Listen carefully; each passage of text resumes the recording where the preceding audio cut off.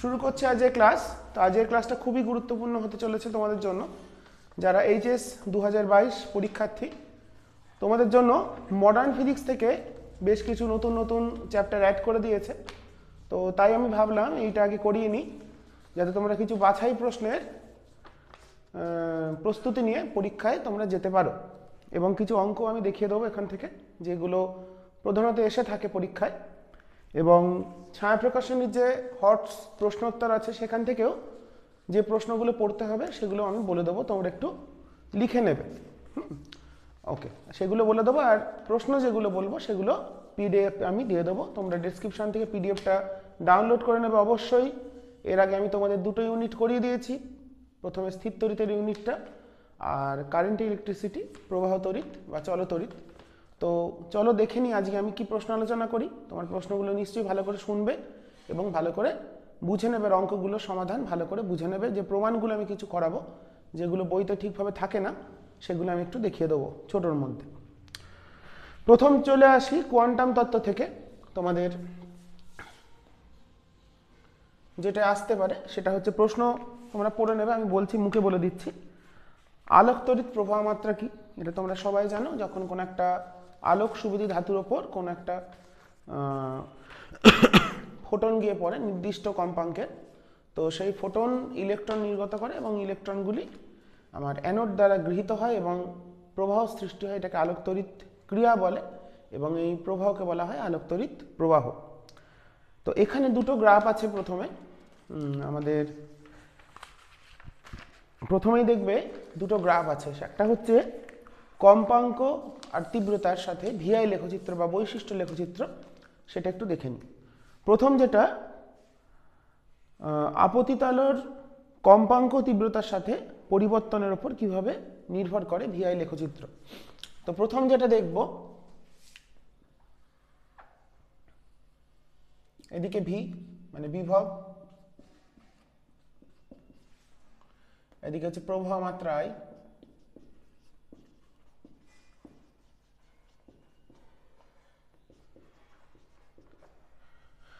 তো এখানে প্রথম যদি আমরা কম্পাঙ্ককে স্থির রাখি, একবার কম্পাঙ্ক স্থির থাকবে, একবার তীব্রতা স্থির থাকবে।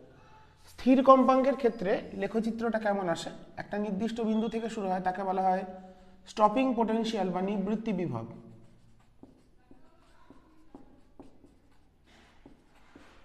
কম্পাঙ্ক যদি স্থির থাকে তাহলে একটা বিন্দু থেকেই সবগুলো শুরু হবে।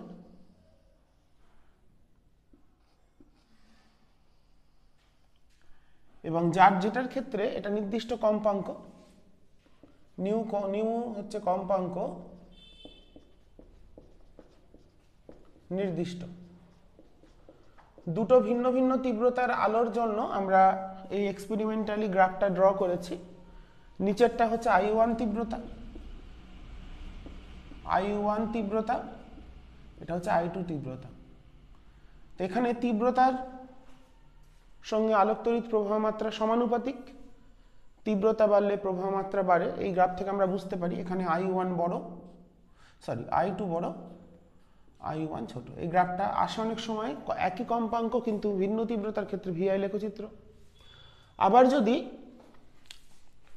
আর একটাও গ্রাফ হয়, এদিকে ভি এদিকে আই, প্রবাহ মাত্রা ভিন্ন কম্পাঙ্ক কিন্তু তীব্রতা একই। মানে ধরো ভিন্ন কম্পাঙ্ক মানে একটা লাল আলো একটা সবুজ আলো, কিন্তু দুটোর তীব্রতা বা উজ্জ্বলতা সমান। তার ক্ষেত্রে গ্রাফটা কেমন আসে?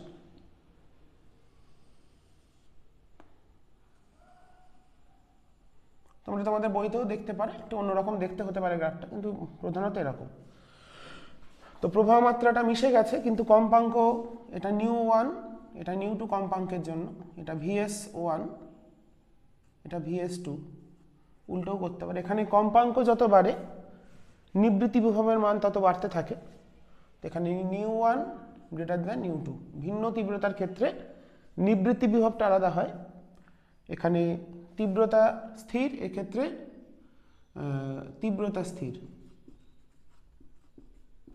তো এই প্রথম গ্রাফ থেকে আমরা বুঝতে পারছি কি, তাহলে আলোক তড়িৎ প্রবাহ মাত্রা তীব্রতার উপর নির্ভর করে আর নিবৃত্তি বিভব নির্ভর করে কম্পাঙ্কের উপর। তো এখান থেকে আর একটা গ্রাফও তোমরা দেখে রাখবে, সেটা হচ্ছে এদিকে প্রবাহ মাত্রা, এদিকে তীব্রতা। এটা কিন্তু মূলবিন্দুগামী সরলরেখা। এই তিনটে গ্রাফ আমাদের খেয়াল রাখতে হবে। তীব্রতা, প্রবাহ মাত্রা বনাম তীব্রতা, প্রবাহ মাত্রা বনাম বিভব।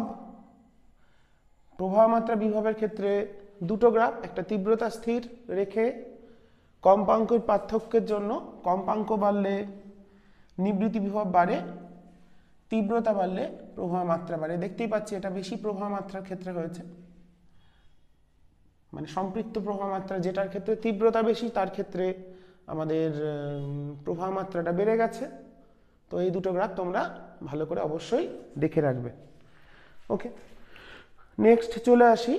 আমি সব রকম মিশিয়ে প্রশ্ন করেছি, তো দেখে নাও গ্রাফগুলো। ছবিটা ক্লিয়ার আসছে তো? ঠিকই আছে, গ্রাফগুলো তোমরা ভালো করে দেখে রাখো। আচ্ছা, নেক্সট পরের প্রশ্নে চলে যাই।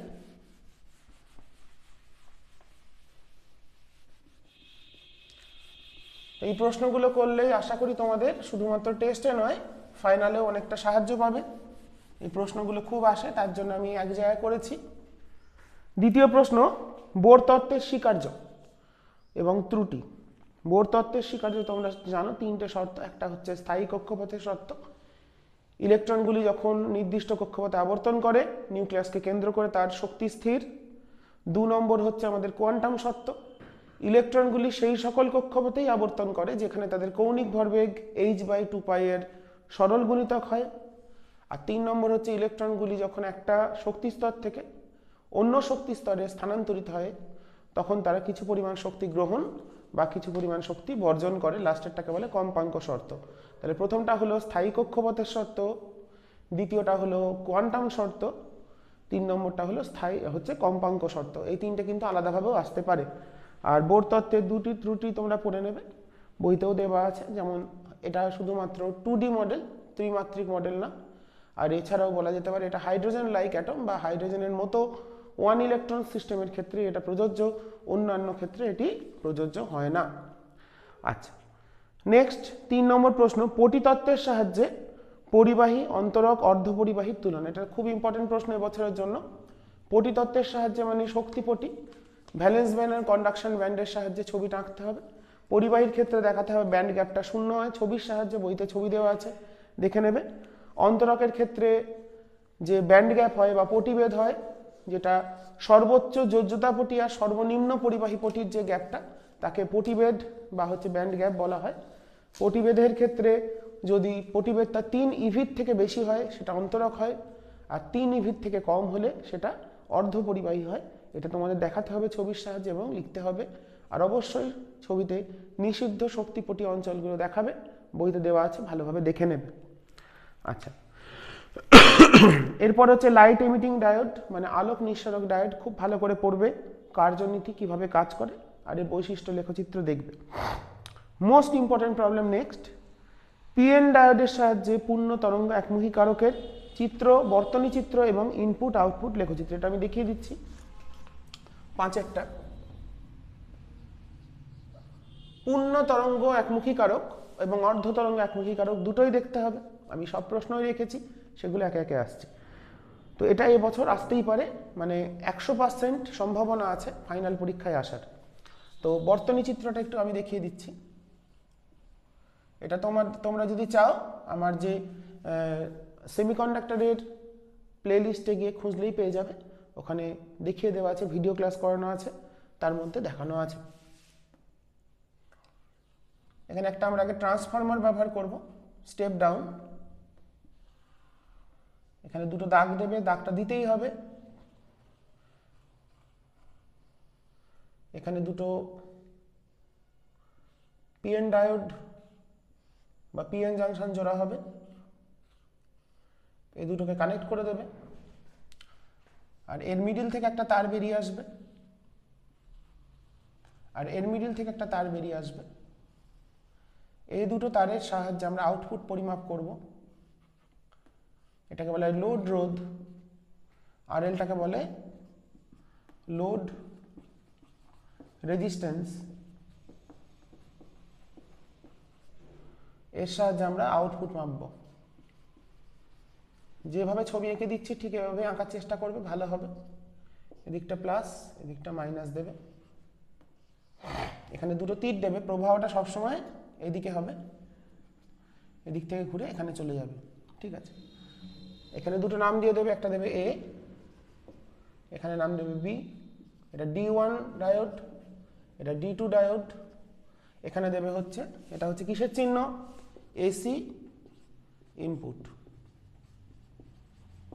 আচ্ছা, এই হলো বর্তনী চিত্র। বর্তনী চিত্রটা এভাবে আঁকবে। আর এই ক্ষেত্রে ইনপুট আউটপুট লেখচিত্র কেমন হয়? ইনপুট আমরা যেটা আঁকবো এখানে হচ্ছে এসি ইনপুট,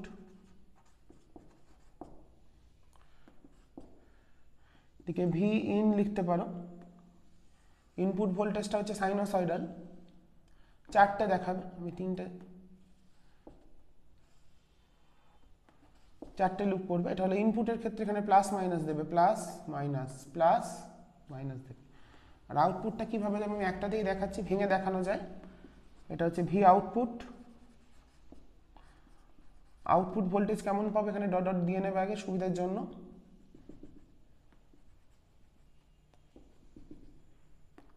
এগুলো একমুখী হয়ে গেছে, তাই এগুলো সব ওপর দিকে হবে, নিচের দিকে কোনোটা থাকবে না।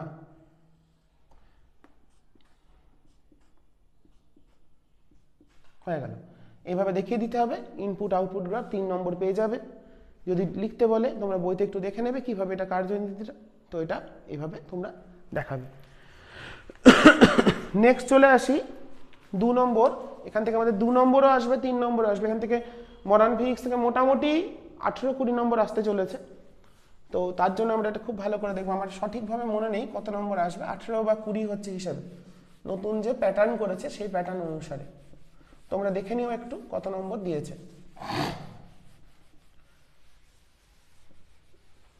মিনিমাম 16 বা 18 নম্বর থাকবেই, ওটা আমার এই মুহূর্তে খেয়াল আসছে না, তোমাদের যখন বলেছিলাম আলোচনা করেছিলাম তখন বলে দিয়েছিলাম। নেক্সট দেখাতে হবে, দেখাও যে নিউক্লিয়াসের ঘনত্ব সকল আইসোটোপের ক্ষেত্রে সমান এবং কৃত্রিম মৌলান্তর। তো নিউক্লিয়াসের ঘনত্ব এটা খুব ইম্পর্টেন্ট। তো নিউক্লিয়াসের ক্ষেত্রে কি আমরা জানি, নিউক্লিয়াসগুলো তৈরি হয় নিউক্লিয়ন দিয়ে। তো নিউক্লিয়াসগুলো তৈরি হয়, যদি একটা নিউক্লিয়াস মনে করি, এর ভেতর নিউক্লিয়ন আছে। নিউক্লিয়ন মানে প্রোটন আর নিউট্রন, তারা ঘন সন্নিবিষ্ট অবস্থায় থেকে এরমভাবে আছে। তো এগুলো হচ্ছে নিউক্লিয়ন।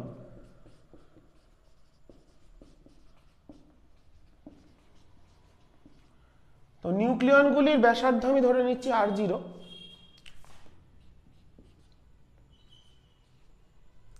R0 এর মান হচ্ছে 1.2 ফেমটোমিটার। R0 হচ্ছে 1.2 ফেমটোমিটার বা ফার্মি। আর নিউক্লিয়াসের ব্যাসার্ধ যদি ধরি R, তাহলে দেখো, আর এর যদি মনে করি নিউক্লিয়ন সংখ্যা যদি ধরি A, তাহলে আমরা কি লিখতে পারি, এখানে A সংখ্যক নিউক্লিয়ন মিলে একটা নিউক্লিয়াস তৈরি করেছে। তার মানে নিউক্লিয়াসের যে আয়তন হবে সেটা A সংখ্যক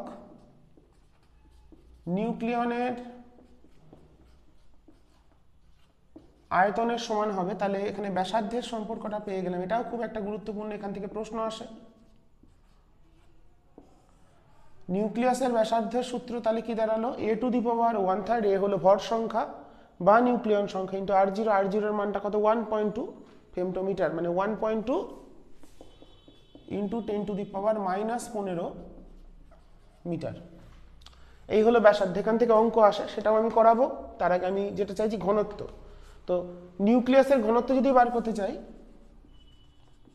ঘনত্ব সমান হচ্ছে ভর বাই আয়তন, m/v। ক্যাপিটাল M দিলাম। তো নিউক্লিয়াসের ঘনত্ব মানে মোট ভর বাই মোট আয়তন। মোট ভর কত, A সংখ্যক নিউক্লিয়ন আছে, প্রত্যেকটা নিউক্লিয়নের ভর যদি M ধরি, M যদি ধরে নিই নিউক্লিয়নের ভর, নিউক্লিয়নগুলির ভর, মোটামুটি প্রোটন বা নিউট্রন যে কোনো একটার ভর নেওয়া যেতে পারে। প্রোটন বা নিউট্রনের ভর কেমন হয়, 1.6725 10⁻⁻27 কেজি। তো যাই হোক না কেন, তাহলে কতগুলো নিউক্লিয়ন আছে এখানে, তাহলে এমটা কত হবে a ইন্টু এম বাই আয়তনটা কত হবে a ইন্টু 4/3 পাই r0³ এইটা যেটা লিখলাম মোট আয়তন এই জিনিসটা। তাহলে দেখো এটা কিন্তু কেটে যাচ্ছে, তাহলে চলে এলো 3m বাই 4 পাই r0³। তাহলে দেখো এই যেটা বেরোলো এটার মধ্যে কোনো নট এ ফাংশন অফ এ। তাই নিউক্লিয়াসের ঘনত্ব ভর সংখ্যা বা নিউক্লিয়ন সংখ্যার উপর নির্ভর করে না। এবার আমরা জানি একই মৌলের বিভিন্ন আইসোটোপগুলির যে কি সমান হয়, নিউক্লিয়াসগুলো আমার আইসোটোপগুলির হচ্ছে পরমাণু ক্রমাঙ্ক সমান হয়, কিন্তু ভর সংখ্যা আলাদা হয়। তাহলে এখান থেকে আমরা বলতেই পারি একই মৌলের বিভিন্ন নিউক্লিয়াসের ক্ষেত্রে আমাদের ঘনত্ব সমান হবে, কারণ এই নিউক্লিয়াসের ঘনত্বটা আইসোটোপগুলোর এর ওপর নির্ভর করছে না। ধরো একই মৌলের, ধরো হলো হাইড্রোজেনের 3টে আইসোটোপ H11, H12, H13, তাহলে এগুলো আলাদা কিন্তু জেডটা সমান, তাহলে এর ওপর নির্ভর করছে না মানেই প্রত্যেকের সমান হবে। তাহলে এ যেহেতু ভর সংখ্যার উপর নির্ভর করে না বা নিউক্লিয়ন সংখ্যার উপর নির্ভর করে না, তো তোমরা এটা হিসেব করে দেখবে কত আসছে 2.3 10⁻18 কেজি/মিটার কিউব মতন আসে। মানটা বসাবে, বসে এখানে r0 মানটা বসাবে, এমটা বসিয়ে দেখবে এটা মোটামুটি চলে আসছে। তাহলে দেখতেই পেলাম আমাদের নিউক্লিয়াসের ঘনত্ব ভর সংখ্যা নিরপেক্ষ বা সকল আইসোটোপের ক্ষেত্রে একই হবে। আচ্ছা, কৃত্রিম মৌলান্তর কি উদাহরণ দাও, পড়ে নেবে, সহজ জিনিস। এরপর একটা গুরুত্বপূর্ণ প্রশ্ন আবার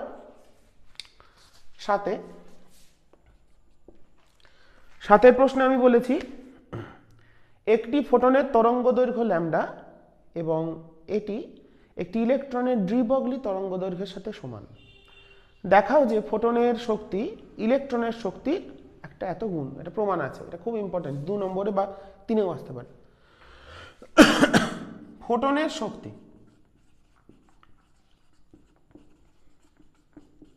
যদি বলি ই ফোটন,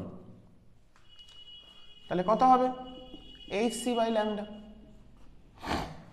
আর ইলেকট্রনের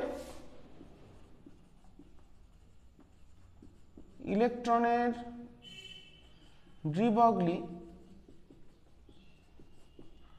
তরঙ্গ দৈর্ঘ্য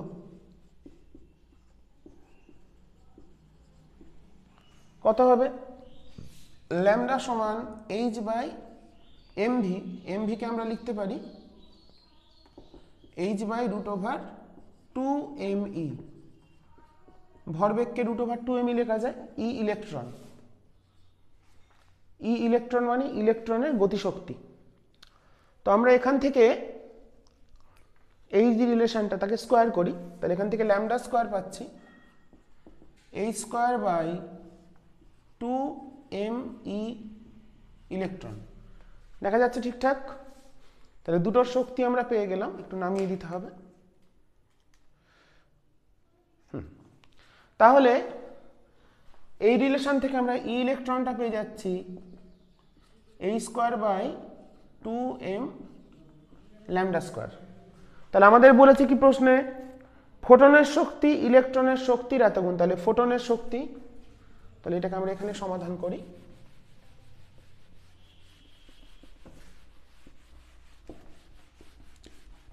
প্রশ্নগুলো খুব ভালো করে করো, আশা করি কমন পেয়ে যাবে। অতএব ই ফোটন বাই ই ইলেকট্রন কত আসছে, ফোটনের শক্তি বাই ইলেকট্রনের শক্তি যদি করি তাহলে এটা বাই এটা, মানে hc/ল্যামডা into 2m lambda square by h²। তাহলে আসছে দেখো 2m c/λ/h। তাহলে ই ফোটন বেরোলো 2m c/λ/h ইন্টু ই ইলেকট্রন। এটাই আমাদের প্রমাণ করতে বলা হয়েছে। দেখাতে বলেছে ই ফোটনের শক্তি ইলেকট্রনের শক্তি 2m c/λ/h 2λ mc/h গুণ। ঠিক আছে, এটা কিন্তু খুবই একটা ইম্পর্টেন্ট প্রমাণ। আমি দেখিয়ে দিলাম কিভাবে হবে, তোমরা ভালো করে করে নেবে। এটা কোয়ান্টামের মধ্যে প্রশ্ন ছিল। আমি সব রকম মিলিয়ে প্রশ্ন আলোচনা করছি যাতে তোমাদের বুঝে নিতে অসুবিধা না হয়। আমাদের যে যে জায়গাগুলো জোর দিতে হবে সেগুলো আমি উল্লেখ করছি। নেক্সট চলে আসি 8 নম্বর। বলেছে দেখাও যে হাইড্রোজেন পরমাণুর প্রথম বোর কক্ষপথে ইলেকট্রনের বেগ শূন্য মাধ্যমে আলোর বেগের গতিবেগের 1/137 গুণ। প্রথম বোর কক্ষপথে যে ইলেকট্রন ঘুরছে হাইড্রোজেন পরমাণু তার বেগ c/137, এটা প্রমাণ করতে হবে, খুব ইম্পর্টেন্ট। তো দেখো আমরা জানি তো বেসিক জায়গা থেকেই শুরু করে, এই ধরো নিউক্লিয়াস, একে কেন্দ্র করে একটা ইলেকট্রন ঘুরছে যার চার্জ ই। তাহলে নিউক্লিয়াসের চার্জ হচ্ছে Zd, এটা দূরত্ব Rn, n-তম কক্ষপথে একটা ইলেকট্রন ঘুরছে, এর বেগ যদি বলি Vn, তাহলে আমরা এখান থেকে লিখতে পারি 1/4πε0, যে কুলম্ব বলটা কাজ করছে Zd²/Rn² সমান m Vn²/Rn। নিউক্লিয়াস ইলেকট্রনকে যে কুলম্ব বল দ্বারা আকর্ষণ করছে সেটাই ইলেকট্রনকে বৃত্তপথে ঘোরার জন্য অভিকেন্দ্র বল যোগান দেয়। কথাটা লিখতে হবে, নিউক্লিয়াস ইলেকট্রনের ওপর যে কুলম্বীয় আকর্ষণ বল প্রয়োগ করছে, সেটা এদিকে যে বলটা প্রয়োগ করছে সেই বলের প্রভাবেই ইলেকট্রনটা বৃত্তপথে যে ঘোরার জন্য তার অভিকেন্দ্র বল দরকার সেটা পেয়ে যাচ্ছে। তাহলে এখান থেকে আমরা Vn² পেয়ে যাচ্ছি কত, এটাকে কে লিখছি, k Zd²/Rn। আবার ইলেকট্রন আবর্তনের ক্ষেত্রে আমরা জানি m Vn/Rn = nh/2π। কৌণিক ভরবেগের যে কোয়ান্টাম শর্ত, ইলেকট্রনের কৌণিক ভরবেগ সংক্রান্ত যে কোয়ান্টাম শর্ত, সেখান থেকে আমরা সেটা পেয়ে যাচ্ছি। তাহলে এখান থেকে Vnটা কত আসছে, nh/2πmRn। তো এই দুটোকে যদি কম্পেয়ার করি, মানে প্রথমের ভি এর জায়গায় দ্বিতীয় ভি এর মানটা বসাই, তাহলে একটা আর পেয়ে যাব। আমাদের দুটোই প্রমাণে আছে। তাহলে এই Vn এর মানটা যদি এখানে বসি তাহলে কত পাচ্ছি, অতএব n²h²/4π²m²Rn² = k Zd²/Rn। তাহলে এখান থেকে আমরা Rn এর একটা মান পেয়ে গেলাম। Rn পেয়ে গেলাম, দেখো n²h²/4π²m²k Zd²। Rnটা এখান থেকে বার করে নিলাম। তো এটাকে আমি লিখছি, দেখো R0 × n²/z। কেন লিখলাম, এখানে দেখো h² কনস্ট্যান্ট, 4π² কনস্ট্যান্ট, mটা ইলেকট্রনের ভর কনস্ট্যান্ট, kটাও কনস্ট্যান্ট 1/4πε0, e²টাও কনস্ট্যান্ট। তাহলে n²/z ছাড়া বাকি পুরোটাকে আমরা ধরে নিচ্ছি R0। R0টা হচ্ছে কত, R0 যেটা এলো সেটা হচ্ছে, মনে রাখতে হবে, 0.53 অ্যাংস্ট্রম। আমরা যদি মানটা বসাই যেটা এলো, আমরা এখান থেকে লিখে দিই R0 কোনটাকে ধরলাম, R0 তাহলে ধরলাম হচ্ছে h²/4π²m²k²। এই মানটা যদি আমরা এখানে বসিয়ে দিই, h এর মান কত, h এর মান 6.626 10⁻³ জুল সেকেন্ড। m হচ্ছে ইলেকট্রনের ভর, মানে 9.1 10⁻³ কেজি। আর e আছে, e হচ্ছে আমাদের 1.6 10⁻19 কুলম। আর k 1/4πε0 কে কে ধরেছি, মানে 9 × 10⁹। এই ভ্যালুগুলো আমরা যদি বসিয়ে দিই তাহলে এটা চলে আসছে 0.53 10⁻10 মিটার, মানে 0.53 অ্যাংস্ট্রম। এটাই হচ্ছে প্রথম বোর কক্ষপথের ব্যাসার্ধ। এটাও প্রমাণ করতে দেয়, প্রথম বোর কক্ষপথের ব্যাসার্ধ দেখাও এটা। তাহলে এটা আমরা দেখাতে পারবো। হাইড্রোজেনের ক্ষেত্রে জেডটা 1, আর প্রথম বোর কক্ষপথ মানে এনটা 1, মানে গ্রাউন্ড স্টেট, প্রথম কোয়ান্টাম স্তর। তাহলে R1টা কত আসছে, R0, R0টাই হচ্ছে প্রথম বোর কক্ষপথের ব্যাসার্ধ R0, এটাও প্রমাণে আসে, এটাও কিন্তু ভালো করে। তো এবার আমাদের যেটা উদ্দেশ্য ভি বার করা, তো R0 মানটা যদি আমরা সেকেন্ড রিলেশনে বসিয়ে দিই, তো R0 মানটা Rn এর মানটা যেটা পেয়েছি সেটা যদি দ্বিতীয় সমীকরণে, অতএব Vnটা কত আসবে, nh/2πm, Rnটা কত পেয়েছি, R0 n²/z, মানে জেডটা উপরে চলে গেল। তার মানে দেখো এটা চলে এলো h/2πm R0 ইন্টু z/n। তাহলে প্রথম বোর কক্ষপথ এইটাই কিন্তু, তার মানে হলো V0, এটাই হচ্ছে V0, যেটা প্রথম বোর কক্ষপথের ব্যাসার্ধ। প্রথম বোর কক্ষপথ কেন হাইড্রোজেনের ক্ষেত্রে, হাইড্রোজেনের জেড হচ্ছে 1, আর প্রথম বোর কক্ষপথ মানে এনটা 1 হবে। তাহলে ভি এর যে রাশিমালাটা হলো V0, যে এবারে V0টা যেটা ধরলাম সেটা কত আসতে দেখি, মানে h/2πm R0, এটার মান আসবে, যদি মানগুলো বসিয়ে দাও, 2.18 10⁶। এবার এটার মান কার সাথে সমান হয়, আমরা যদি এটাকে লিখতে পারি 3 × 10⁸/137, মানে c/137, মানে c/137 করলে যে মানটা বেরোয় সেটা কত বেরোয়, 2.18। তোমরা ক্যালকুলেটরে করে দেখবে, আমি ডাইরেক্ট লিখে দিচ্ছি আমার জানা আছে বলে, 2.18 10⁶ আসবে, এবং সেটাই হচ্ছে h/2πm R0। এই মানগুলো যে বসিয়ে দিলে ঠিক এই মানটা চলে আসবে। তাহলে আমাদের এটা হয়ে গেল। তাহলে এখান থেকে দুটো প্রশ্ন, একটা হচ্ছে ভিটা প্রথম কক্ষপথে ইলেকট্রনের বেগ c/137, প্রথম বোর কক্ষপথের ব্যাসার্ধ 0.53 অ্যাংস্ট্রম, দুটোই ইম্পর্টেন্ট এবছরের জন্য। এই দুটো কিন্তু অবশ্যই ভালো করে তোমরা দেখে নেবে। ওকে, চলো নেক্সট আমরা প্রশ্নে যাব। এরপর কিছু আমরা অঙ্ক করে নেব, তারপর আবার প্রশ্নে ফিরবো।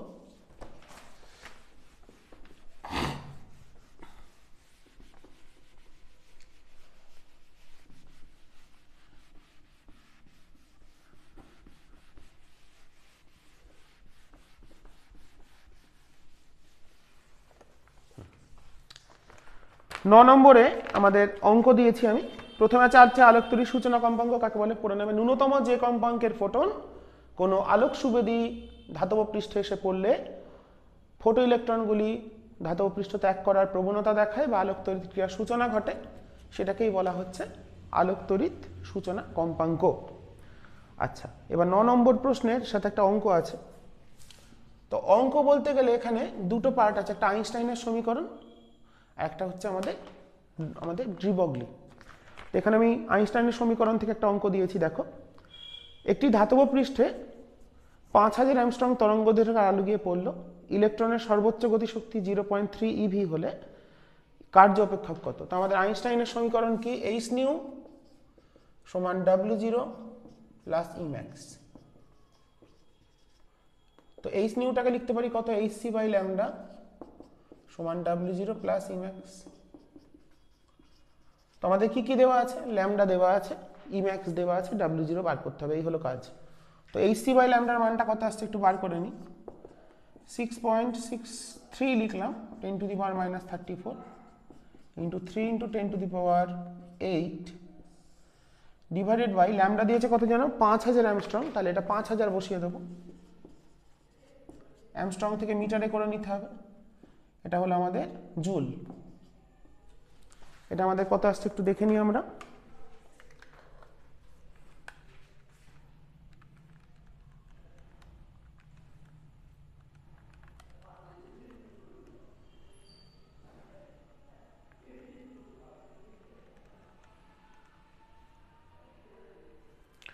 এটা আসছে 3.9878 10⁻18 19 জুল। আর এটাকে যদি আমরা ইভিতে করি, ইভিতে করতে গেলে ইলেকট্রনের চার্জ দিয়ে ভাগ করতে হয়, ইলেকট্রনের আধান দিয়ে ভাগ করে দিতে হবে, তাহলেই সেটা জুল থেকে ইভিতে চলে আসবে।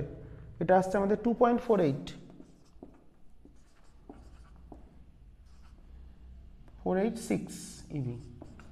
তাহলে এটা হচ্ছে ইভি। তাহলে দেখো, তাহলে W0 কত, hc by lambda minus Emax।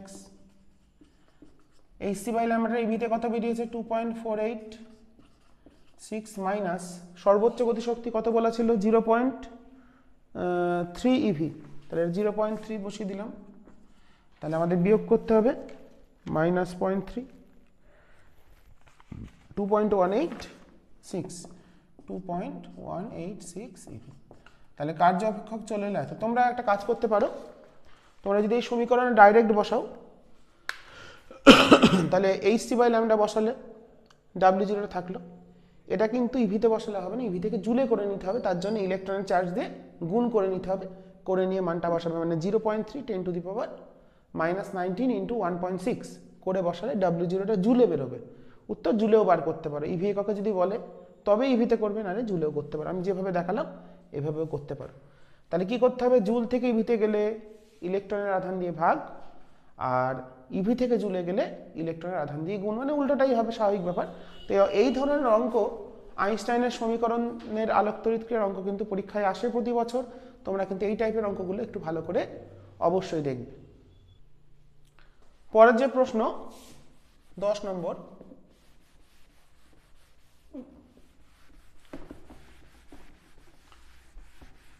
অর্ধপরিবাহীর পরিবাহিতা, সেটা আমাদের একটু বার করে নিতে হবে। তো সেটা আমি ডেরিভেশনটা একটু দেখিয়ে দিই। এখানে একটা অঙ্ক আছে, তার জন্য সূত্র লাগবে, সূত্রটা আমি একটু প্রমাণটা দেখিয়ে দিই কিভাবে হয়। তো কোশ্চেন নাম্বার 10, অর্ধপরিবাহীর ক্ষেত্রে যে প্রবাহ ঘটে, পরিবাহিতা মানে সিগমা, মানে 1/ρ, রোধাঙ্কের অনন্যককে পরিবাহিতাঙ্ক বা পরিবাহিতা বলে। তো অর্ধপরিবাহীর ক্ষেত্রে যে তড়িৎ প্রবাহ ঘটে সেটা হোলের জন্যও ঘটে, আবার ইলেকট্রনের জন্যও ঘটে, দুটো কারেন্টের জন্যই ঘটে আমরা জানি। এবার আমরা জানি I সমান ওহমের সূত্রে পড়েছি, I সমান NE/VD। তাহলে NE/VD হচ্ছে সূত্র। তাহলে NH চার্জ আর এরিয়াটা চেঞ্জ হবে না, ভিটা VH প্লাস NE/VE, ঠিক আছে। VH হচ্ছে হোলের অনুপ্রবাহের বেগ, VE হচ্ছে ইলেকট্রনের অনুপ্রবাহের বেগ। এবার V মানে হচ্ছে ডিপ ভেলোসিটি সমান হচ্ছে μe, তোমরা জানো আগের চ্যাপ্টারে বুঝিয়েছি।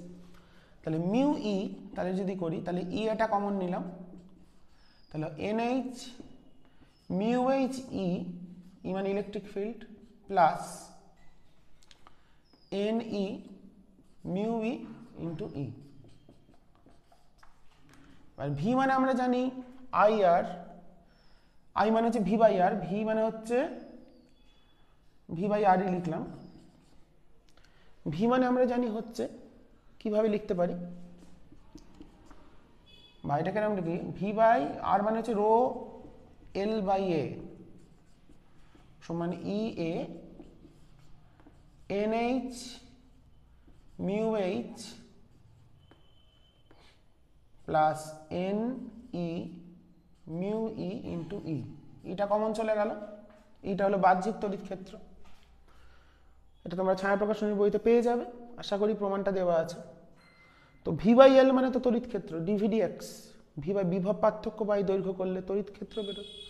তার মানে এখানে দেখো আমাদের V/L মানে E কেটে গেল, এটা কেটে গেল, তাহলে 1/σ চলে এলো, 1/ρ চলে এলো, আমাদের একটা E ছিল, E into NH μH plus NE μE।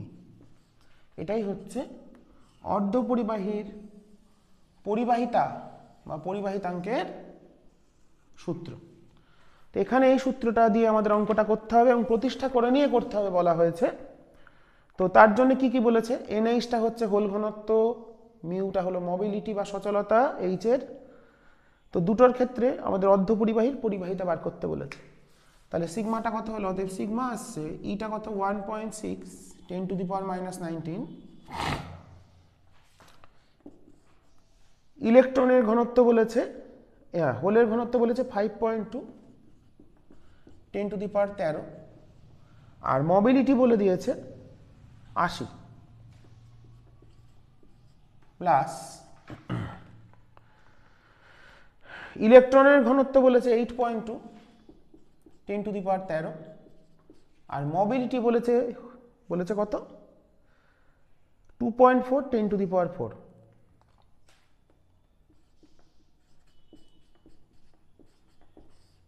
এরা মান বলে দিয়েছে, তাহলে এখানে এটা আমরা হিসেব করতে পারি, হিসেব করলে আমাদের উত্তরটা চলে আসবে। আমরা হিসেবটা একটু করে নিই, তাহলে তোমাদের বুঝতে সুবিধা। মানগুলো একবার দেখে নিই আমি ঠিক লিখলাম কিনা, তোমরা প্রশ্ন দেখে নিতে পারবে।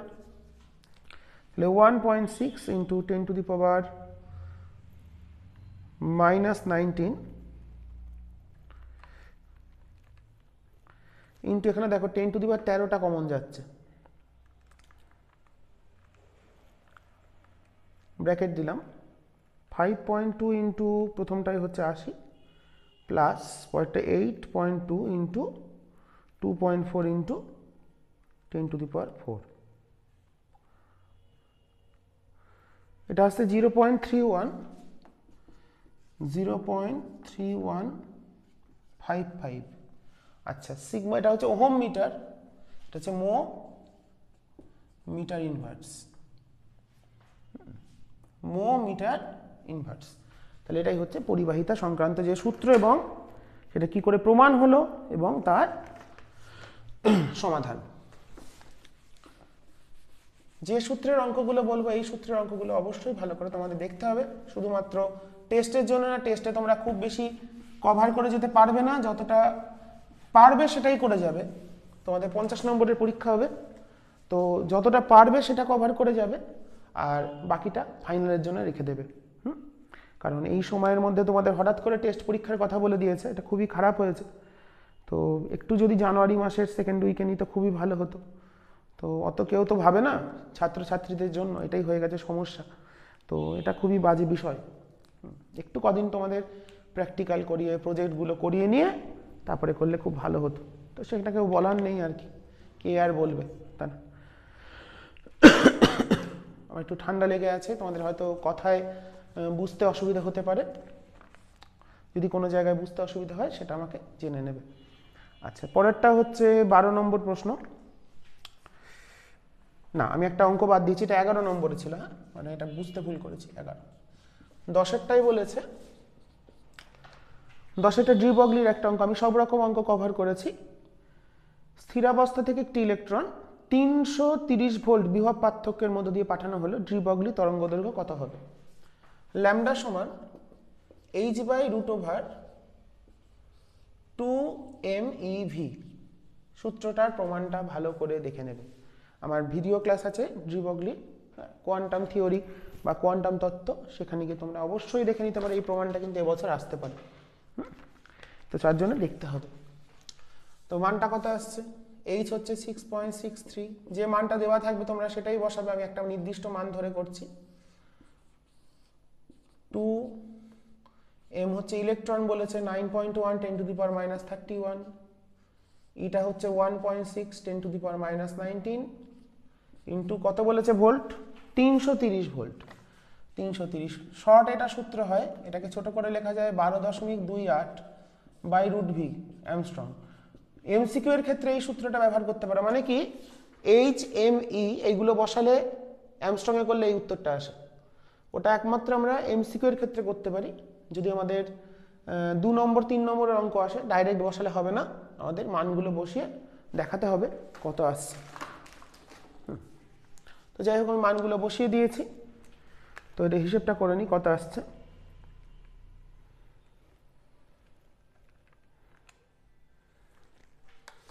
এটা আসছে 0.676 10⁻−10 মিটার, মানে 0.676 অ্যামস্ট্রং।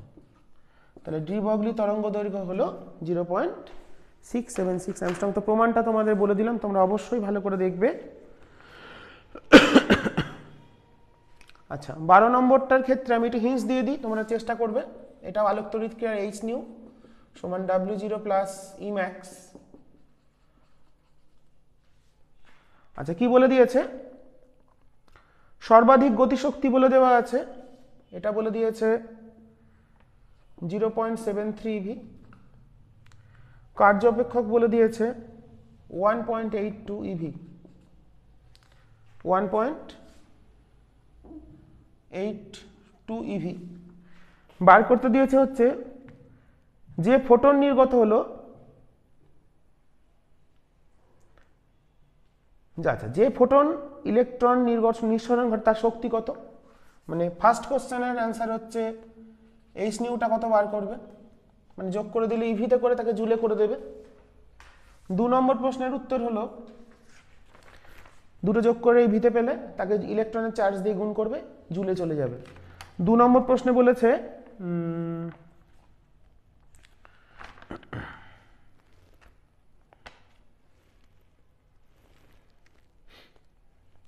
হাইড্রোজেন পরমাণুতে ওই ইলেকট্রনটির কৌণিক ভরবেগ কত। আচ্ছা, হাইড্রোজেন পরমাণুতে ওই ইলেকট্রনটির কৌণিক ভরবেগ কত। ইলেকট্রনের গতিশক্তি দেওয়া আছে দেখো, আর কার্য অপেক্ষক, তাহলে কৌণিক ভরবেগ হচ্ছে mvr = nh/2π। তাহলে আমাদের ওখান থেকে এই দুটো যদি আমরা যোগ করে দিই কত আসছে, এটা আমাদের 1.82 প্লাস 0.73 2.55 আসছে, আর এটা আসছে 0.73। তো হাইড্রোজেন পরমাণুর প্রশ্নটা দিয়েছে হাইড্রোজেন পরমাণুতে ওই ইলেকট্রনের কৌণিক ভরবেগ কত হবে। ইলেকট্রনের গতিশক্তি দেওয়া আছে, তাহলে মোট শক্তিটাও ওটাই হবে। এবং সেখান থেকে তোমরা একটা যে সূত্র আছে n-তম কক্ষপথে ইলেকট্রনের শক্তি, সেখান থেকে দেখাচ্ছে এটা।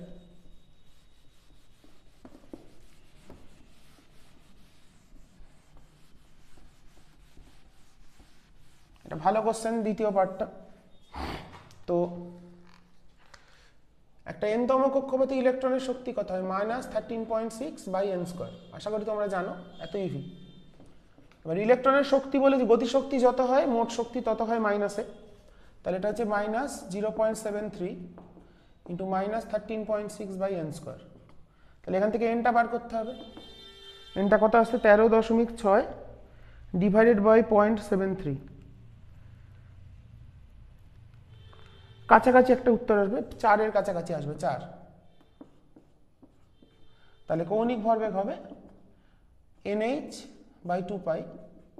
তাহলে n হলো 4, h হচ্ছে 6.63, 10⁻34/2π বসিয়ে দেবে, এত জুল সেকেন্ড। ঠিক আছে, এখানে এভাবে করে নিতে পারবে তোমরা।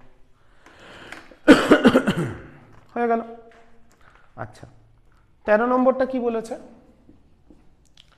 13 নম্বর প্রশ্নে বলেছে একটি ইলেকট্রনের প্রাথমিক বেগ দেওয়া আছে, একটি এইচ পরমাণুর সাথে সংঘাত ঘটিয়ে 1026 অ্যাংস্ট্রম তরঙ্গদৈর্ঘ্যের ফোটন নির্গত হলো। সংঘাতের পর ইলেকট্রনের বেগ কত হবে। তো প্রাথমিক গতিশক্তি কত আমরা কি জানি, প্রাথমিক গতিশক্তি মাইনাস অন্তিম গতিশক্তি সমান হচ্ছে hc/λ। তাহলে এখানে আমাদের ফাইনাল এনার্জিটা বার করতে হবে, ei মাইনাস hc/λ। প্রাথমিক গতিশক্তি মানে হাফ mv² করবে, তার থেকে যে ল্যামডা দেওয়া আছে 1026 নিঃসরণ করে বিয়োগ করে এখানে তার, তাহলে এটা হচ্ছে হাফ mv², ভিটা বার করতে হবে, এটা হচ্ছে হাফ m u²। ইউটা দিয়ে দিয়েছে কত, ইউটা দিয়েছে হচ্ছে 3 × 10⁸ মাইনাস hc/λ। এখান থেকে ভিটা বার করে নেবে, কত আসবে মানটা বসিয়ে দেবে, হিসেব করে চলে আসবে। ঠিক আছে, উত্তরটা আমাকে জানিও, আমি বলে দেবো। আচ্ছা, পরেরটা 14 নম্বর দেখে নাও তোমরা, অনেক কটা অঙ্ক আমরা করিয়ে দিলাম। নেক্সট আমরা পরের কোশ্চেনে যাব।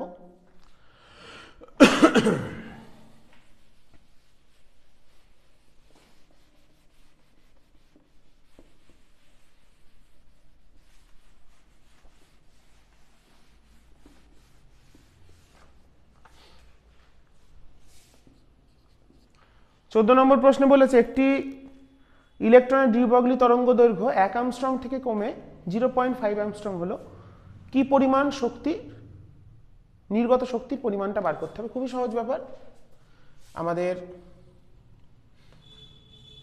ল্যামডা সমান h/√2me। তাহলে ই সমান কত আসছে H square by 2m lambda square. তাহলে ই ইনিশিয়াল প্রাথমিকটা কত এইচ স্কোয়ার বাই 2m, ল্যামডাটা কত বলেছিল প্রথমে ছিল 1 অ্যাংস্ট্রম, ল্যামডা 1 ধরলাম, ল্যামডা 1 স্কোয়ার, আর ল্যামডা ফাইনালটা কত এইচ স্কোয়ার বাই 2m আমাদের হাফ মানে ল্যামডা 2। ল্যামডা কমেছে শক্তি বাড়বে, অতএব এনার্জির ডিফারেন্সটা কত বার করতে হবে E final minus E initial মানে H by H square by 2m 1 by lambda 2 square minus 1 by lambda 1 square. হিসেবটা বার করে নেবে, এটা হচ্ছে জুলে, পাশে মানগুলো আমি লিখে দিচ্ছি। এইচ বসাবে 6.63, অন্য কিছু মান দিলে অন্য বসাবে 34, এম বসাবে 9.1 10 to the power minus 31 kg, lambda 1 বসাবে 10 to the power minus 10 metre, lambda 2 বসাবে 0.5 into 10 to the power minus 10 metre. তাহলে আশা করি তোমরা পারবে কতটা শক্তি নির্গত হবে এই চারটে মান বসিয়ে তোমরা হিসেবটা করে নিতে পারবে। ওখান থেকে এইচটা স্কোয়ার আছে, এটা এইচ স্কোয়ার,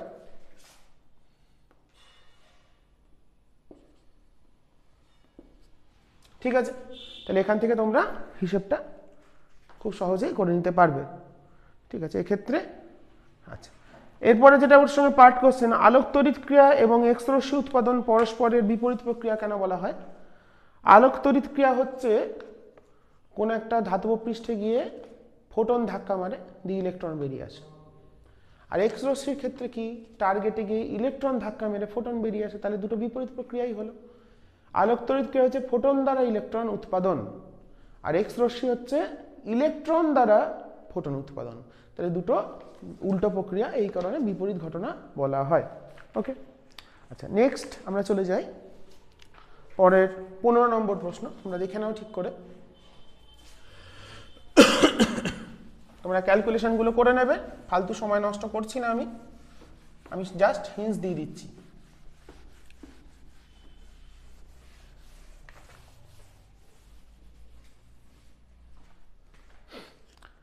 আইনস্টাইনের আলোক তড়িৎ নিবৃত্তি বিভব বনাম কম্পাঙ্কে লেখা, প্রচন্ড ইম্পর্টেন্ট কোশ্চেন নাম্বার 15। আইনস্টাইনের লেখচিত্র,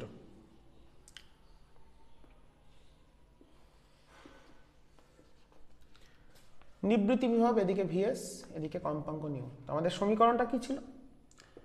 এইচ নিউ সমান W0 প্লাস ইম্যাক্সকে আমরা লিখব ইভিএস। ইম্যাক্স মানে হচ্ছে গতিশক্তি, সেটা কার সমান হয়? ইভিএস এর সমান হয়। ইভি0 লিখতে পারো, আমি ইভিএস লিখি, স্টপিং পোটেনশিয়াল। তাহলে এখান থেকে ভিএসটা কত আসছে? H by E nu plus minus W0 by E. তাহলে এই যে সমীকরণটা এলো কেমন এলো দেখো, ওয়াই সমান M X minus C. Y বরাবর, এটা ওয়াই অক্ষ বরাবর ভিএসটাকে রেখেছি, এক্স অক্ষের দিকে আছে কিউ নিউ, এটা এক্স অক্ষ। তাহলে গ্রাফটা কেমন দেখতে হবে? এরকম মাইনাস সি থেকে শুরু হচ্ছে স্ট্রেট লাইনের ইকুয়েশন, এবং কিন্তু মাইনাস সি, তার মানে এইটুকুনির যে ভ্যালু সেটা হচ্ছে W0 বাই ই। যেখানে ছেদ করবে সেটা হচ্ছে নিউ সমান নিউ0 সূচনা কম্পাঙ্ক। আর এখান থেকে যদি নতি নির্ণয় করি আমরা, নতি কত আসছে? নতি H by E. Tan theta যদি হিসাব করি সেটা আসছে এইচ বাই ই। তাহলে এখানে দেখো এর থেকে কিভাবে প্ল্যাঙ্ক কনস্ট্যান্ট নির্ণয় করা যায়। তাহলে লেখচিত্রের নতি ট্যান থিটা সমান এইচ বাই ই, অতএব এইচ সমান মানে এইচটাই তো প্ল্যাঙ্ক কনস্ট্যান্ট, সমান কি ই ইন্টু মানে ইলেকট্রনের আধান ইন্টু লেখচিত্রের নতি। তাহলে আইনস্টাইনের যে লেখচিত্র নিবৃত্তি বিভব বনাম কম্পাঙ্কের যে লেখচিত্র, সেই লেখচিত্রের যে নতি বেরোবে সেই নতিকে আমরা কি করব? ইলেকট্রনের আধান দিয়ে গুণ করে দেবো। তাহলে আমরা কি পেয়ে যাব? সার্বজনীন যে ধ্রুবক, প্ল্যাঙ্ক ধ্রুবক, তার মানে এটা কিন্তু আইনস্টাইনের সমীকরণের একটা বিউটি, মানে এটাই কিন্তু এর জন্যই আইনস্টাইনের আলোকতড়িৎ যে ক্রিয়া সেটা গুরুত্বপূর্ণ। ঠিক আছে, তাহলে আইনস্টাইনের লেখচিত্র থেকে মানে এক্সপেরিমেন্ট থেকে তার যে লেখচিত্র সেই লেখচিত্র থেকে আমরা যদি নতি নির্ণয় করি লেখচিত্রে নিবৃত্তি বিভব বনাম কম্পাঙ্ক লেখচিত্রে তার এক্স অক্ষের ছেদিতাংশ থেকে আমরা কি পাচ্ছি নিউ জিরোর মান মানে সূচনা কম্পাঙ্ক, ওয়াই অক্ষের ছেদিতাংশ থেকে পাচ্ছি W0/E মানে কার্য অপেক্ষক পাওয়া যাবে, আর লেখচিত্র নতি থেকে পাওয়া যাবে কি তোমরা আমার ভিডিও ক্লাস ফলো করতে পারো আলোক তড়িৎ ক্রিয়ার, সেখানে তোমরা ফটো ইলেকট্রিক এফেক্ট পেয়ে যাবে, মডার্ন ফিজিক্সের একটা ফোল্ডার আছে, সেই ফোল্ডারে অনেক কটা ভিডিও ক্লাসে তার মধ্যে এটাও আছে, তো তোমরা সেটা ফলো করে পেয়ে যাবে, দেখতে পারো। সেখানে প্রত্যেকটা পয়েন্ট লিখেও দেওয়া আছে।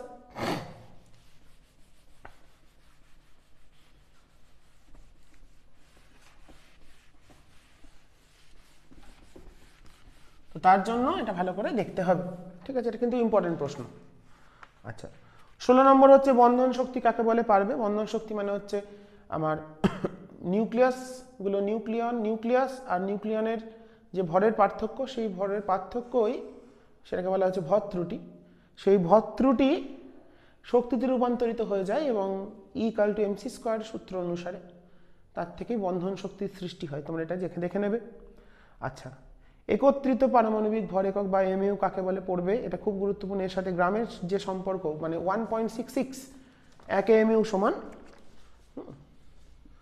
16 নম্বর 1 MU সমান হচ্ছে 1/অ্যাভোগাড্রো সংখ্যা, মানে এটা আসে 1.66 10⁻⁻24 গ্রাম। এই প্রমাণটা কিভাবে আসে এটা একটু দেখে নিতে হবে, তোমার ভিডিও ক্লাসও দেখতে পারো পরমাণুর, সেখানে ডিটেলসে বলে দেওয়া আছে। আচ্ছা নিঃশেষিত অঞ্চল কিভাবে সৃষ্টি হয় বলে দেওয়া আছে, তোমরা ভিডিও ক্লাস ফলো করবে।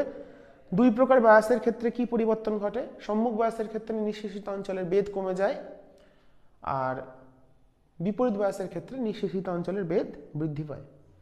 ওকে নেক্সট প্রশ্ন, ফোটো ডায়োড লাইট ইমিটিং ডায়োডের সাথে পুরো ডায়োড পড়ে নেবে, ভালো ইম্পর্টেন্ট, ভিআই লেখচিত্র ব্যবহার করবে। আচ্ছা পিএন জাংশনের অর্ধ তরঙ্গ একমুখীকরণ, এটা খুবই গুরুত্বপূর্ণ, ভালো করে দেখবে, যেমন পূর্ণ তরঙ্গটা দেখিয়ে দিলাম, অর্ধ তরঙ্গটাও তোমরা আমার ভিডিও ক্লাসে পেয়ে যাবে, অবশ্যই দেখে নেবে। নেক্সট আমাদের চলে আসছি আমরা 20 নম্বর প্রশ্নে, ডি ব্রগলির বিবৃতি করো সূত্রটি, আর বোর তত্ত্ব থেকে ডি ব্রগলির প্রমাণ, এটা আমি একটু দেখিয়ে দিই। বোর তত্ত্ব থেকে একটা ধরে নিচ্ছে এখানে একটা n-তম কক্ষপথে একটা ইলেকট্রন আবর্তন করছে,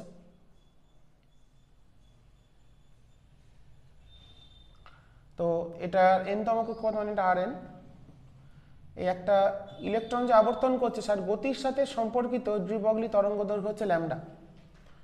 তো n-তম কক্ষপথে যে ইলেকট্রনটা ঘুরছে সে n বার পূর্ণ কম্পন সম্পন্ন করছে, তাহলে এখানে আমরা লিখতে পারি 2πRn পরিধি সমান তাহলে হবে n ল্যামডা, তাহলে Rnটা চলে এলো n λ/2π। বোর তত্ত্ব থেকে আমরা কি পেয়েছি, mvn Rn সমান হচ্ছে nh/2π। বোরের কোয়ান্টাম শর্ত থেকে mvr = nh/2π, তাহলে এখান থেকে Rnটা পেয়ে যাচ্ছি কত, nh/mvটাকে আমি ভরবেগ বলছি 2πpn, p হলো ভরবেগ, তাহলে দুটো Rn কে যদি সমান করে দাও তাহলে চলে আসছে অতএব n λ/2π সমান nh/2π pn, তাহলে এখান থেকে আমরা ল্যামডা পেয়ে গেলাম h/pn বা mvn হয়ে গেল। এটাই তো ডি ব্রগলির প্রকল্পের গাণিতিক রূপ, ল্যামডা সমান h/p। এইভাবে তোমরা দেখিয়ে দিতে পারো, কোয়ান্টামে ভিডিও ক্লাসেও করিয়ে দেওয়া আছে, সেটাও তোমরা ফলো করতে পারো। আমি জাস্ট কথায় বলে দিচ্ছি, মুখে বলে দিচ্ছি, কথা লেখার সময় নেই, ফালতু সময় নষ্ট করব না। পরের যে প্রশ্নটা, এটা খুব একটা গুরুত্বপূর্ণ, তোমাদের বইতে তোমরা পাবে না, কিন্তু এটা বিগত বছরে বা টেস্ট পেপারে পাওয়া গেছে প্রশ্নটা, একটা অঙ্কটা ভালো করে বুঝে নেবে। 21 নম্বর প্রশ্ন,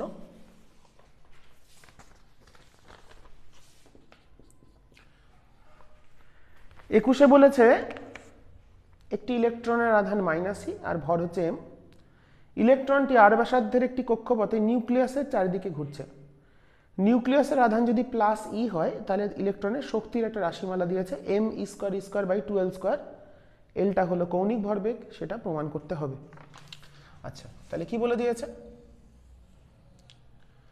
নিউক্লিয়াসের চার্জ হচ্ছে +e, একে কেন্দ্র করে একটা ইলেকট্রন ঘুরছে, তার চার্জ -e, আর ব্যাসার্ধ বলেছে r, আর ইলেকট্রনের কৌণিক ভরবেগ বলেছে l, মানে mvrটা l বলে দিয়েছে। তাহলে এর শক্তি প্রমাণ করতে হবে E যেটা En যেটা, সেটা প্রমাণ করতে হবে m(e²e²/2l² মাইনাস ইলেকট্রনের মোট শক্তি তো মাইনাসেই হয়, তো সেটা আমরা কিভাবে প্রমাণ করব দেখি। দেখো এর বেগটাকে যদি আমরা v ধরি, তাহলে আমরা লিখতে পারি mv²/r, একটু আগে করেছি, সমান e/r²। যেহেতু এখানে 4πε0 নেই, আমি সিজিএস পদ্ধতিতে করছি, k = 1 ধরে, মানে 1/4πε আমরা 1 ধরে করছি, সিজিএস এ করছি। তাহলে এখান থেকে r চলে এলো mv², না এখান থেকে যদি আমরা তাহলে mv² সমান চলে এলো e/r, থাক, এটা পেয়ে গেলাম। এবার অতএব গতিশক্তি কত ইলেকট্রনের? গতিশক্তির সূত্র হচ্ছে হাফ mv²। তাহলে কত চলে এলো? Half mv²। তাহলে দেখো, তাহলে আসবে e/r, mv² এর ভ্যালুটা এখানে বসিয়ে দিলাম। এবার আমরা জানি ইলেকট্রনের গতিশক্তি যত হয়, মোট শক্তিও তাই হয়, কিন্তু মাইনাসে হয়।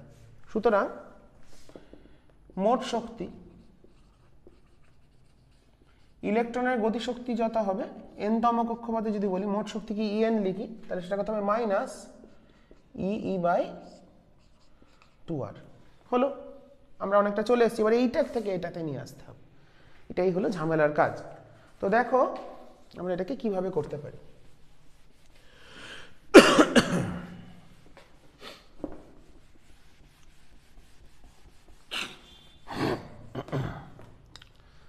তো L সমান mvr। আমাদের প্রমাণের মধ্যে দেখো r নেই, তো আমরা এখানে যদি L² বার করি, তাহলে কত আসছে? m² v² r², m² v² r² আসছে। তাহলে এখানে m ইন্টু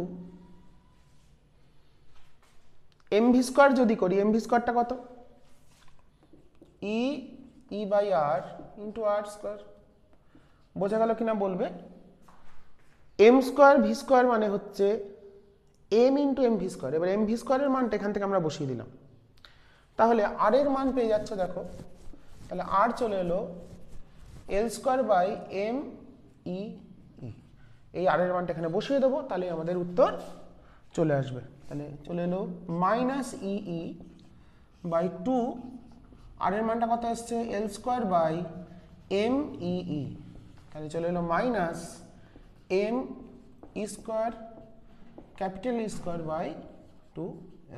প্রমাণিত।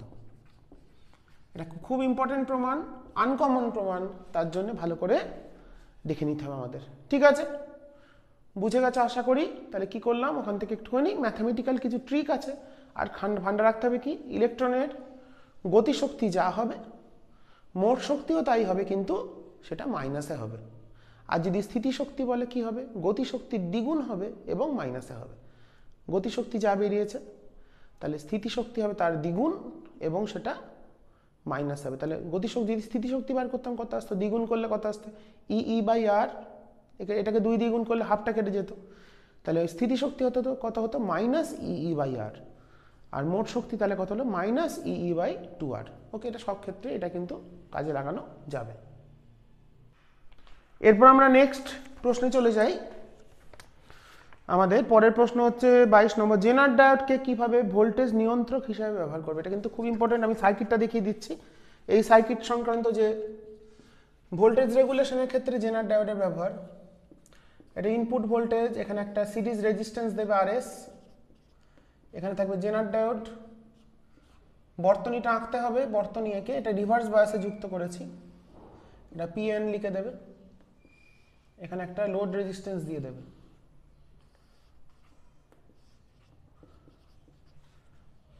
আর এটা হচ্ছে ভিজেড, ভিজেড হচ্ছে জেনার ব্রেকডাউন ভোল্টেজ,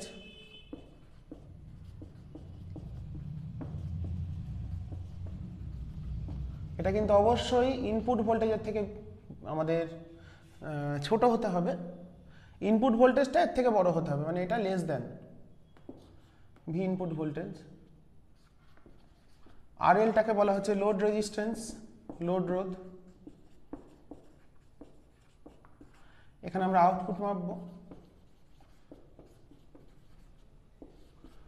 ওকে, এখানে আমাদের মনে রাখতে হবে জেনার ডায়োডটা একবার ব্রেকডাউনে চলে গেলে তার ভোল্টেজটা চেঞ্জ হয় না, তো ভোল্টেজটা যদি চেঞ্জ না হয় এটার সঙ্গে এটা যেহেতু সমান্তরাল, তাহলে রোধ যেটা লোড রেজিস্ট্যান্সের সাপেক্ষে যে আউটপুটটা মাপছি সেটাও চেঞ্জ হবে না, কারণ আউটপুট ভোল্টেজটাই কিন্তু ভিজেড এর সমান।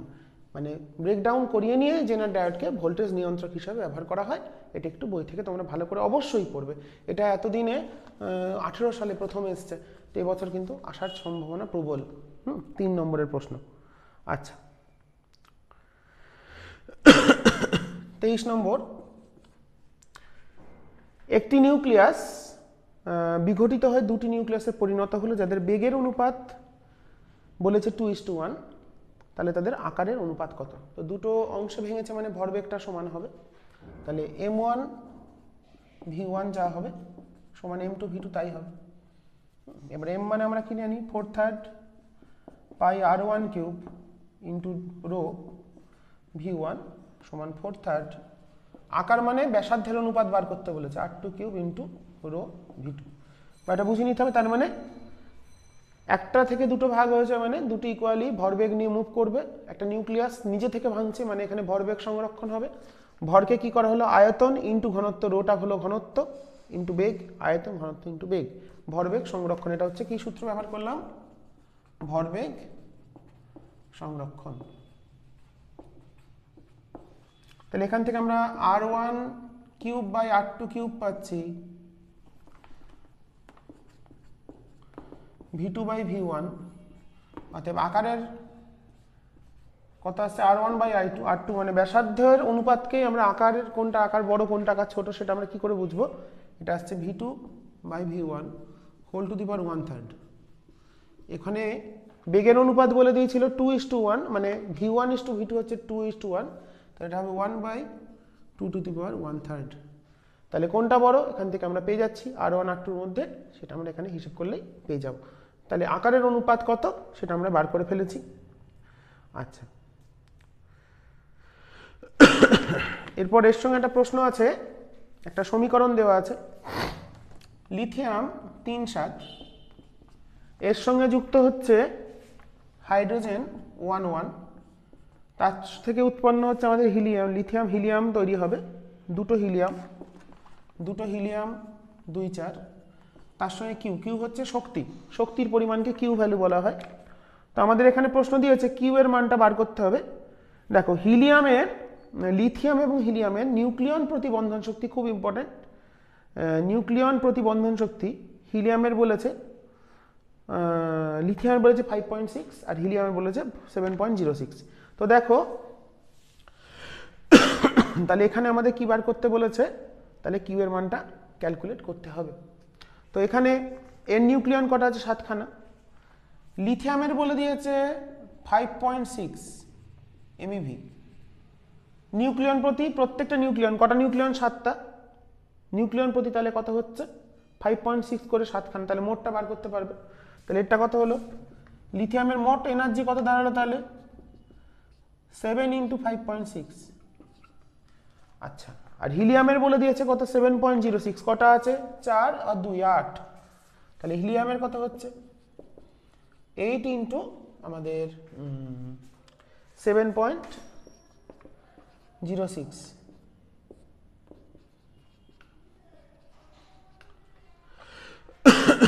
আর হাইড্রোজেনের ক্ষেত্রে একটাই নিউক্লিয়ন এর ক্ষেত্রে অনেক কম হয়, এটাকে আমরা 1 ধরছি, যেহেতু কিছু দেওয়া নেই, দেওয়া না থাকলে 1 ধরে নেবে হাইড্রোজেনের ক্ষেত্রে। তাহলে এখান থেকে আমাদের হিসেব করে কিউটা বার করতে হবে, তো এনার্জির ডিফারেন্সটা বার করলেই চলে আসবে। এদিকে মোট কত, এদিকে, তাহলে কিউ এর ভ্যালুটা কত চলে আসছে আমরা হিসেব করে ফেলি ক্যালকুলেটর দিয়ে। হাইড্রোজেন না দেওয়া থাকলে নাও ধরতে পারে, কোনো অসুবিধা নেই। তাহলে এটা আসছে 8 ইন্টু 7.06 মাইনাস 7 ইন্টু 5.6, আর হাইড্রোজেনটাকে আমরা যেহেতু ধরে নিয়েছি 1, তাহলে +1, না ধরলেও হবে, অসুবিধা নেই। এটা আসছে 16.28, বিয়োগ করলাম এদিকে মোট শক্তি থেকে এদিকে মোট শক্তিটাকে বিয়োগ করলাম। হাইড্রোজেন দেওয়া না থাকলে না ধরলেও হবে, আর দেওয়া থাকলে ধরে নেব। তাহলে 16.28 MeV। তাহলে এইভাবে আমরা শক্তির মান বার করতে পারছি, কিউ এর আমাদের শক্তির সংরক্ষণকে কাজে লাগিয়ে বলতে পারি এটা। মানে বাঁ দিকে মোট, তাহলে নিউক্লিয়ন প্রতি বলা থাকবে অঙ্কগুলোতে, নিউক্লিয়ন সংখ্যা মানে ভর সংখ্যা। হিলিয়ামের ক্ষেত্রে নিউক্লিয়ন সংখ্যা প্রতিবন্ধন শক্তি বলে দিয়েছে 7.06, মোট কটা আছে 4টে, কিন্তু এখানে নিউক্লিয়াস আছে 2টো, তাহলে 4 দুগুণে 8 খানা মোট নিউক্লিয়ন হবে, তাই আমরা এখানে 8 ইন্টু 7.06 করেছি। আর লিথিয়ামের আছে 7 খানা, প্রত্যেকটার বন্ধন শক্তি বলে দিয়েছে কত, নিউক্লিয়ন প্রতি 5.6, তাহলে মোট পেয়ে গেলাম 7 ইন্টু 5.6। আর হিলিয়ামকে কিছু নেওয়া নেই, 1 ধরে নিয়েছি, 1-এর কাছাকাছি হয়, তাহলে বাঁ দিকের মোট শক্তি আর ডান দিকের মোট শক্তির পার্থক্যটা বার করলেই সেটাকে আমরা কিউ ভ্যালু বলছি, সেটা আমরা এখান থেকে পেয়ে যাচ্ছি। ওকে, আচ্ছা, এই সার্কিটটা ভালো করে দেখবে।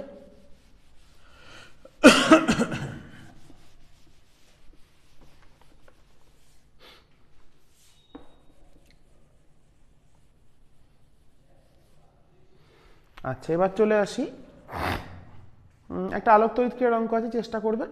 2টো ল্যামডা দেওয়া আছে, আমি সমীকরণটা লিখে দিচ্ছি। hc by lambda minus hc by lambda 0, মানে এটা w0 প্লাস গতিশক্তি বার করতে বলেছে Emax। আচ্ছা, ল্যামডাটা দিয়ে দিয়েছে কত, 3800 অ্যাংস্ট্রম। ল্যামডা সূচনা তরঙ্গ দৈর্ঘ্য দিয়ে দিয়েছে 4600 অ্যাংস্ট্রম। এখান থেকে ইম্যাক্সটা কত বার করবে, এটা তোমরা নিজেরা করে নেবে। একটু আগে শিখিয়ে দিয়েছি কিভাবে, এইচসি বসাবে, ল্যামডাগুলোকে অ্যামস্ট্রং থেকে মিটারে করে নেবে, গতিশক্তি পেয়ে যাবে। আচ্ছা, পরেরটা হচ্ছে 25। অ্যালুমিনিয়ামের ব্যাসার্ধ দেওয়া আছে, টেরিলিয়ামের ব্যাসার্ধ বার করতে হবে। এল এর ব্যাসার্ধ দিয়ে দিয়েছে, টি এর ব্যাসার্ধ বার করতে হবে। ব্যাসার্ধের সূত্র আমরা শিখেছিলাম R সমান R0 ইন্টু a⁻1/3। তাহলে আমরা এখান থেকে লিখতে পারি কি আর এ এল বাই আর টিই। দেখো R0টা তো কনস্ট্যান্ট, তাহলে A L by A TE whole to the power 1/3। একটার ব্যাসার্ধ বলে দিয়েছে আর দুটোর ভর সংখ্যা বলে দেওয়া আছে, বা আমাদের নিউক্লিয়ন সংখ্যা, সেখান থেকে আমরা এই সূত্র কাজে লাগিয়ে সমাধানটা করেন। খুব ইম্পর্ট্যান্ট অঙ্ক 2 নম্বরের জন্য। আচ্ছা, অ্যালুমিনিয়ামেরটা বলে দিয়েছে কত, 3.6 ফার্মি, তাহলে আর টিটা বার করতে হবে ব্যাসার্ধ নিউক্লিয়াসের। তাহলে এটা হচ্ছে কত, অ্যালুমিনিয়াম হচ্ছে আমাদের 27, আর এটা 125 নাকি, 100 কোথায় গেল, 125। তাহলে 1/3 করলে আসছে এটা 3/5, তাহলে আর এটা চলে এলো 3 দিয়ে কাটলে 1.2 মানে 6 ফেমটোমিটার। ঠিক আছে, এখান থেকে তাহলে এই সূত্র দিয়ে, এই সূত্রের অঙ্কটা কিন্তু ইম্পর্টেন্ট, ভালো করে দেখতে হবে। আচ্ছা, পরেও একটা ওই শক্তির মান বার করা এরকম একটা অঙ্ক আছে, ওটা নিজেরা করবে এর সাথে।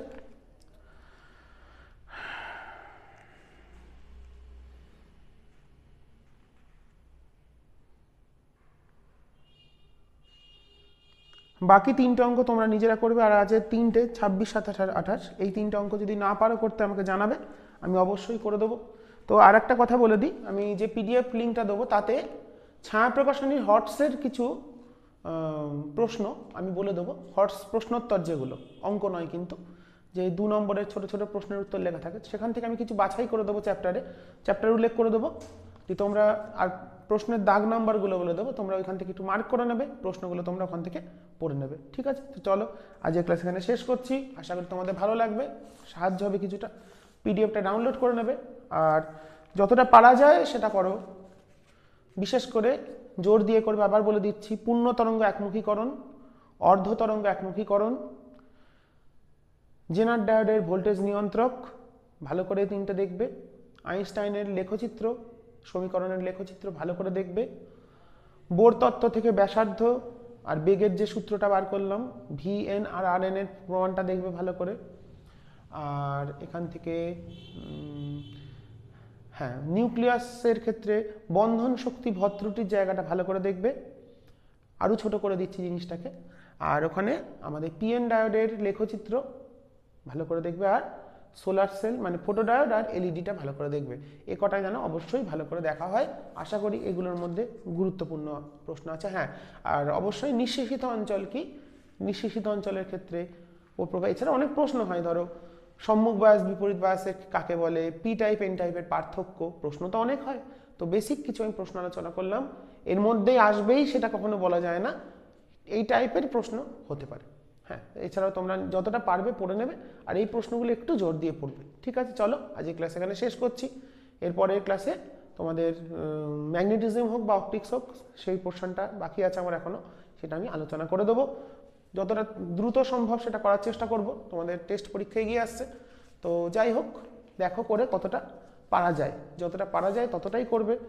খুব চাপ নেওয়া দরকার নেই, কারণ সময় কম, বেশি সব কিছু পড়তে গেলে কিন্তু খিচুড়ি হয়ে যাবে। আলটিমেটলি দেখবে পরীক্ষা লেগে কিছুই মনে আসছে না।